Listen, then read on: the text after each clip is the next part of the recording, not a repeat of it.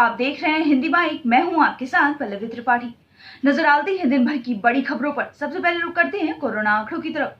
देश में पिछले 24 घंटे में कोरोना के कुल 38,948 मामले दर्ज किए गए हैं। वहीं कोरोना से मरने वालों की संख्या 219 रही। अहमद मसूद ने पंजशीर पर कब्जे को किया खारिज, कहा तालिबान की मदद कर रहा पाकिस्तान। तालिबान पंजशीर घाटी पर कब्जे का दावा कर रहा है, तो वहीं रेजिडेंस फोर्स के नेता अहमद मसूद ने इसे खारिज कर दिया है।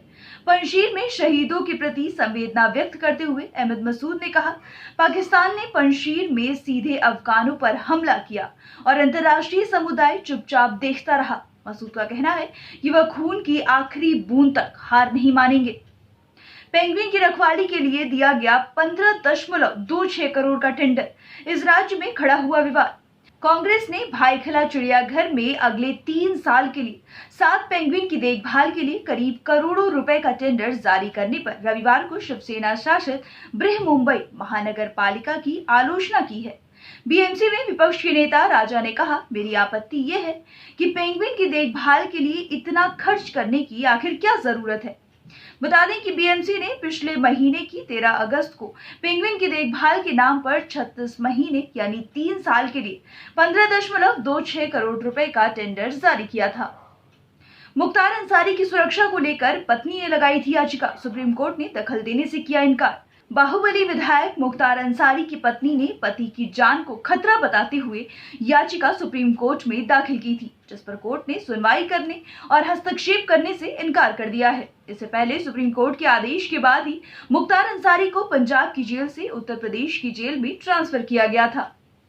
सीआईडी ऑफिस नहीं पहुंचे भाजपा नेता शुभेंदु अधिकारी, हाईकोर्ट ने दी अंतरिम राहत। कलकत्ता उच्च न्यायालय ने भाजपा नेता शुभेंदु अधिकारी को अंतरिम राहत देते हुए कहा कि अभी सीआईडी समन के संदर्भ में कोई कार्रवाई करने की जरूरत नहीं है। हाईकोर्ट में इस मामले पर सोमवार को सुनवाई हुई।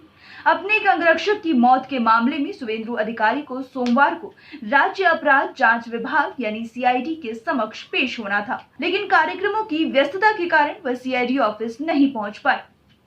सिंघू बॉर्डर खाली कराने की याचिका पर सुप्रीम कोर्ट का सुनवाई से इनकार।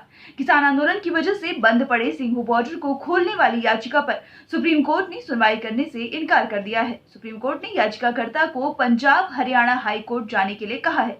सुप्रीम कोर्ट में 2 स्थानीय लोगों की याचिका में कहा गया था कि सड़क कई महीनों से बंद है, इसलिए सुप्रीम कोर्ट सरकार से सड़क खोलने का निर्देश दे या फिर दूसरी सड़क बनाने का आदेश जारी करे, ताकि लोगों का आना जाना आसानी से होता रहे। ट्रिब्यूनल सुधार एक्ट और नियुक्ति में देरी पर केंद्र को एससी की फटकार। ट्रिब्यूनल सुधार एक्ट और नियुक्तियों में हो रही देरी को लेकर सुप्रीम कोर्ट ने केंद्र सरकार के खिलाफ नाराजगी जाहिर की है।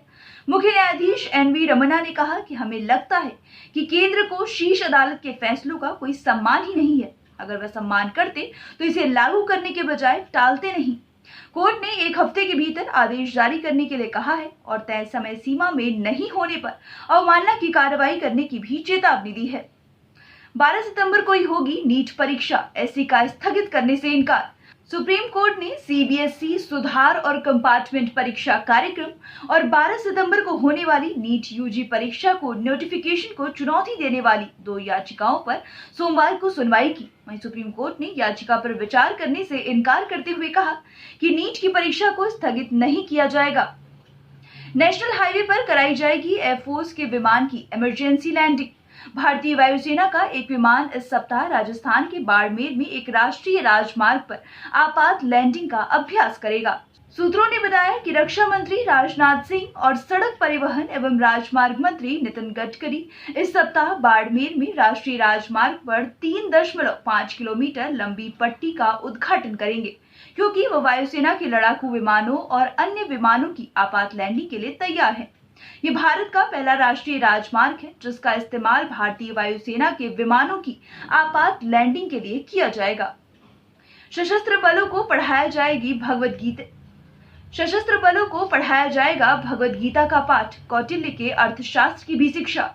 मीडिया रिपोर्ट्स के मुताबिक दिल्ली में सेना मुख्यालय में स्थित एक वरिष्ठ अधिकारी ने कहा कि भगवद गीता सैन्य सिद्धांत, रणनीतियों और युद्ध और जीवन की नैतिकता में ज्ञान और अंतर्दृष्टि का खजाना है। वे हमारे अधिकारियों और जवानों को जटिल आधुनिक युद्ध में एक स्वदेशी दृष्टिकोण देंगे। अर्थशास्त्र प्राचीन भारत में कई अद्भुत ग्रंथों में से एक है, जो राजनीति, सैन्य सोच और बुद्धि के जटिल परस्पर क्रिया में अंतर्दृष्टि लाता है। फिलहाल इतना ही। खबरों का सिलसिला यूं ही जारी रहेगा। देश और दुनिया की तमाम खबरों के लिए बने रहिए हमारे साथ और देखते रहिए हिंदी माइक। अगर आप हमारी वीडियो YouTube पर देख रहे हैं तो चैनल को सब्सक्राइब करें और अगर Facebook पर देख रहे हैं तो पेज को लाइक करना ना भूलें।